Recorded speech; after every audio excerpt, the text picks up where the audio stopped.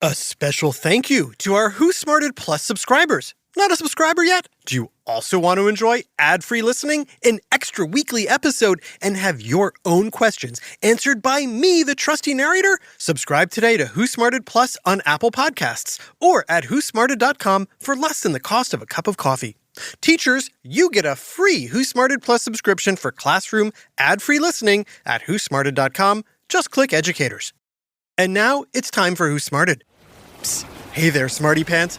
If you can hear the crunch of sand beneath my feet, the ocean breeze at my back, and the lapping of waves on the shore, that's because I, your trusty narrator, am once again at the beach.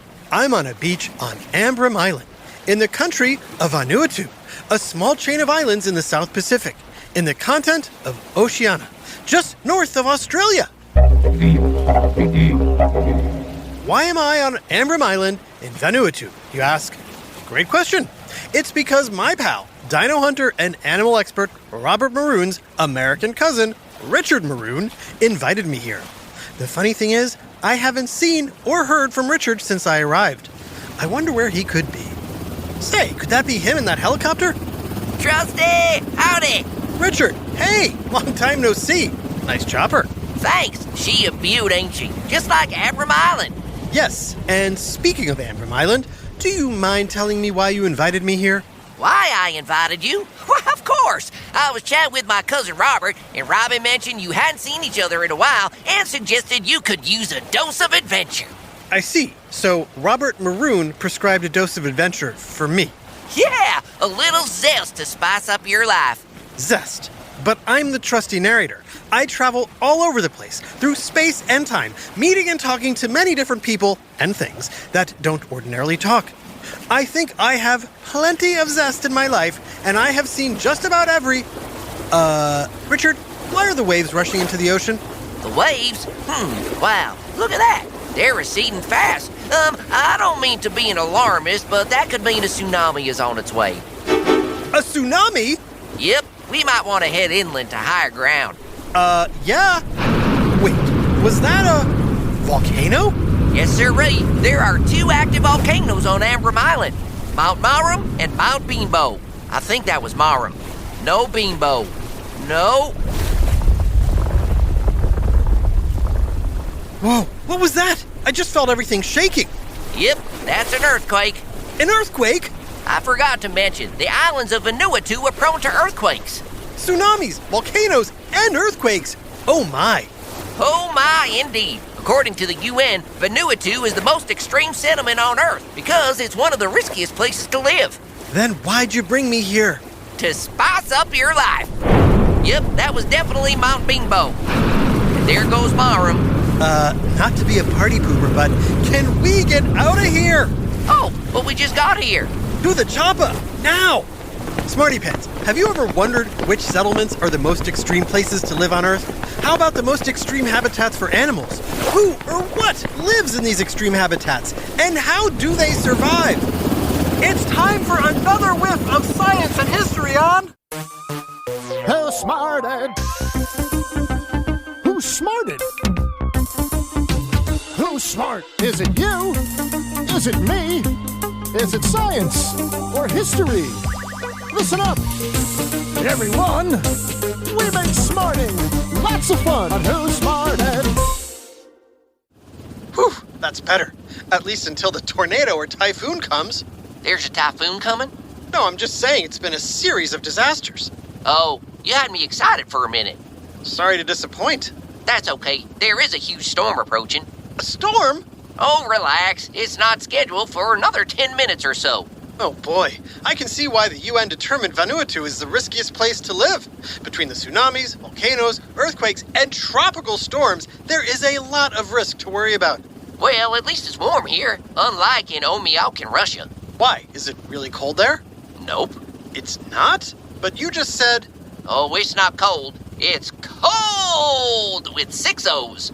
As in the coldest place on Earth with permanent residents. Oh, I see. Smarty Pants, do you know how cold the average winter is in Oymyakon, Russia?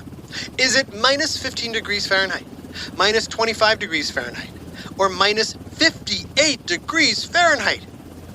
If you said the average winter temperature in Oymyakon is negative 25 Fahrenheit, you're wrong. It's over twice as cold as that. Try minus 58 degrees Fahrenheit or minus 50 degrees Celsius. Wow, that is cold with 6 O's. But guess what? That's not even close to the coldest temperatures ever recorded there. Oh boy, how cold was that? Try minus 96 degrees Fahrenheit or minus 71 degrees Celsius. What? That's cold with 10 O's. And people actually live there? Yep, and to top it all off, they only get 3 hours of daylight in winter and survive mostly on a diet of raw fish. Oh, you mean like sushi? That doesn't sound so bad. Sure, but at minus 58 degrees, I'd prefer a bowl of hot meat cake soup over raw fish. Good point, but don't give my grandmother any ideas. Of course, I'd be singing a much different tune if I were in Arawan Mali. What's so special about Arawan Mali? Smarty Pants, any guesses? Arawan is the hottest settlement on Earth. By hottest, you don't mean the most popular? Nope, I mean scorching, sweltering, blistering hot. Ah, of course. True or false, Smarty Pants? The average temperature in Arawan Mali is over 100 degrees Fahrenheit or 37 degrees Celsius. If you said true, you're right. The average temperature in Arawan is 115 degrees Fahrenheit or 46 degrees Celsius. And that's the average, meaning it can get higher. Not to mention, it's in the middle of the Sahara Desert, gets virtually no rain, and is pummeled by sandstorms. Why, oh why, would anyone live in such a dry, barren, ridiculously hot place? Well, force of habit, I guess. For nearly 500 years, Arawan has been a trading post, first in the Trans-Saharan trade route, and now in the mining and transportation of salt. You might say old habitats die hard. No? I love your dry humor, Trusty. In fact, you should take your jokes to Arica, Chile. They've got the driest humor around. Driest humor? Oh, I get it. Smarty Pants, why do you think Richard made a joke about the humor being dry in Arica, Chile? If you said it's because Arica is the driest city on Earth, you're right. Arica is located on the northern edge of the Atacama Desert, where in some areas rain hasn't fallen in. Wait, let's see if the Smarty Pants can guess. How long has it been since there's been rainfall in the Atacama Desert, Smarty Pants? 50 years? 100 years? Or 500 years? The answer is a shocking 500 years. Whoa. I told you it was dry. However, the city of Arica does receive some rainfall, a measly 0.76 millimeters per year on average. Whoa. And for our non-metric listeners, 0.76 millimeters is a measly 0.03 inches. That is just over a quarter of an inch, about the size of your pinky fingernail. That's why Arica is the driest city on Earth. And yet, in spite of that, the population has grown to over 220,000. What? How? Why? It's not because of the dry humor, is it? Nope. It's because, just like Arawan Mali, Arica is a port city.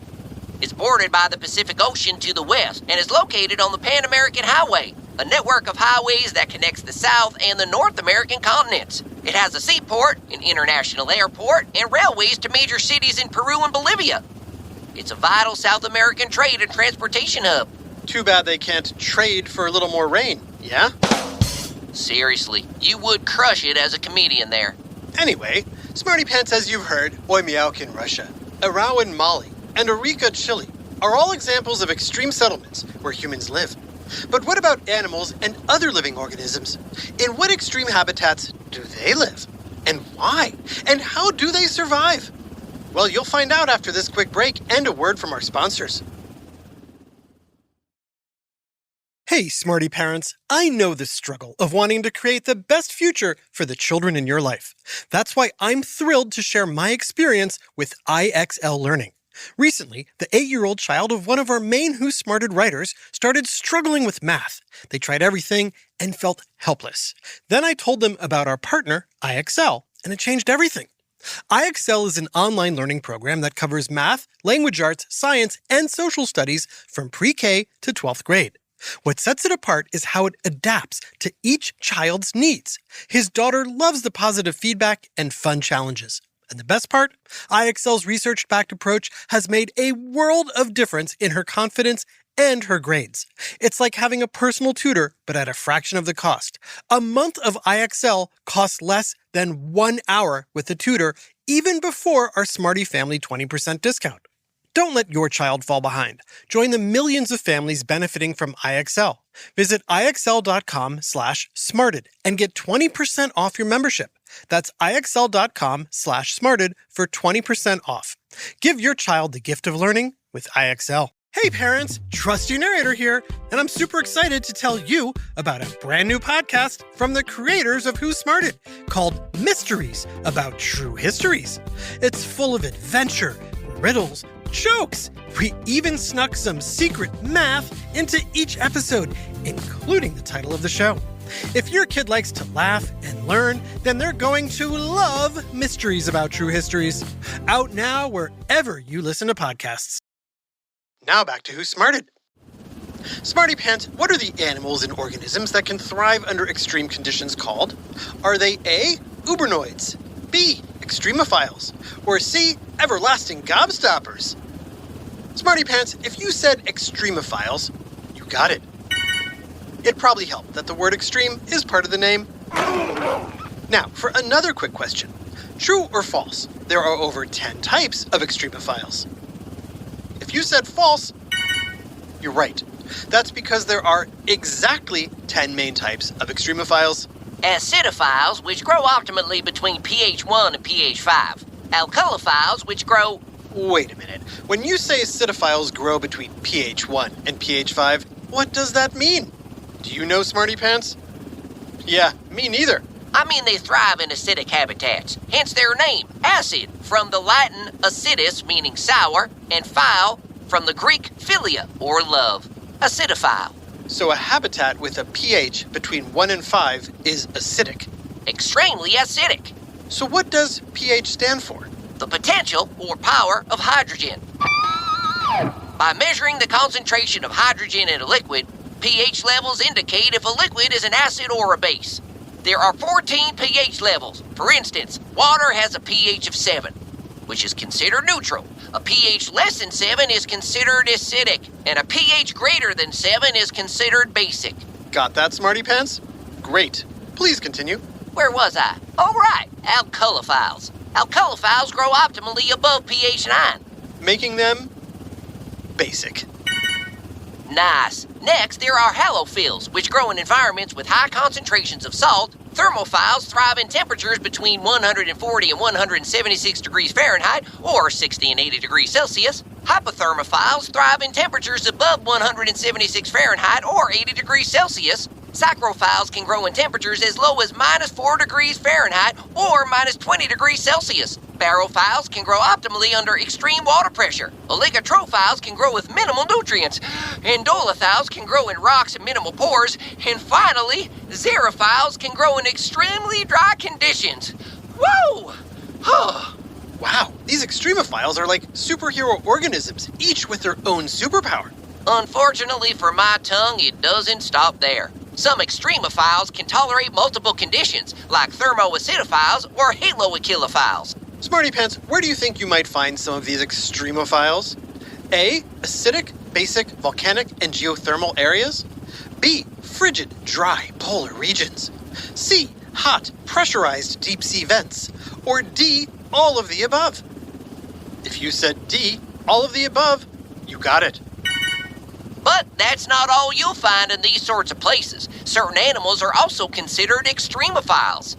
Smarty Pants, off the top of your head, can you think of any animals who thrive in inhospitable habitats? Here are some hints.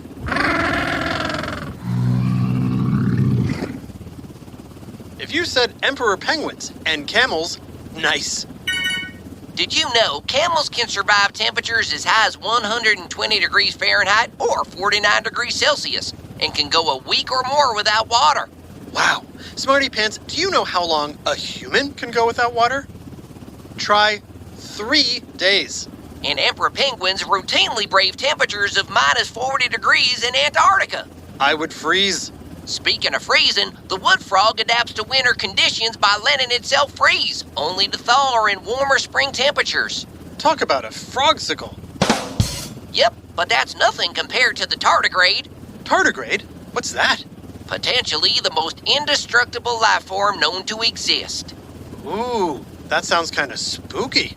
Tardigrades, also known as water bears, are 8-legged microorganisms that can survive in glaciers, deserts, hot springs, and at the top of the Himalayas, even on the moon. So they're kind of like extremophiles.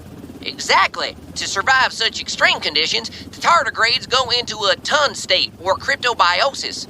Their bodies dry out and their head and legs retract. They can survive for years, or even decades in this state while they await more hospitable conditions. That is quite a survival superpower. You're not kidding. Researchers found that tardigrades kept in an airless vacuum for 8 days, then exposed to helium gas for 3 days, then several hours at minus 458 degrees Fahrenheit, or minus 272 degrees Celsius, came back to life when they were brought back to room temperature. They're virtually indestructible. What's that? Oh, nothing. We're almost out of fuel. What are we gonna do? We can't survive down there with the earthquakes, volcanoes, and tsunamis. We're not tardigrades. Nope, but we are resourceful. Robert let me borrow his yacht that has a helipad. See, it's anchored right over there. Oh, Maroon has a yacht? Sure does. It even has a water slide. I guess he can afford it since he never pays for lunch.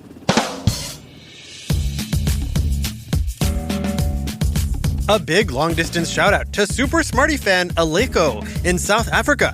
Aleko's Smarty family wrote to tell us that whenever they have a question, they look it up on Who Smarted to see if there's an episode to help provide the answer.